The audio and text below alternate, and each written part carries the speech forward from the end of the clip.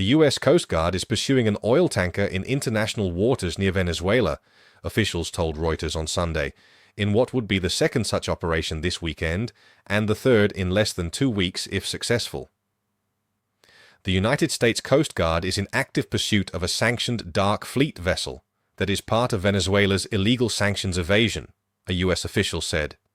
It is flying a false flag and under a judicial seizure order.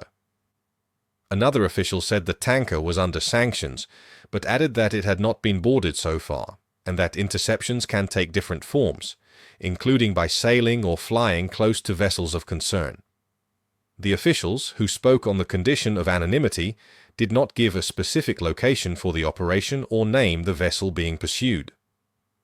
British maritime risk management group Vanguard, along with a U.S. maritime security source, identified the vessel as Bella 1, a very large crude oil carrier that was added last year to the sanctions list of the U.S. Treasury Department, which said the vessel has links to Iran. Bella 1 was empty when it was approaching Venezuela on Sunday, according to tankertrackers.com. The vessel had in 2021 provided transportation for Venezuela's oil to China, according to internal documents from state-run oil company PDVSA. It had also previously carried Iranian crude, according to the Vessel Monitoring Service. The White House did not immediately respond to a request for comment on Sunday.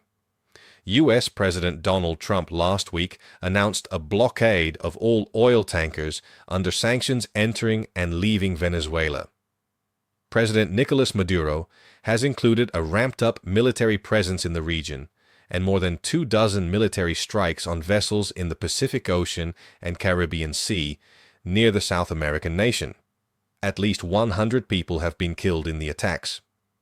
The Skipper, a very large crude carrier and the first Venezuela-related vessel seized by the U.S. on December 10th, reached the Galveston offshore lightering area near Houston on Sunday. Very large crude carriers cannot transit the Houston Ship Channel, as the waterway is not deep enough, and typically transfer the oil on board to smaller tankers at Gola.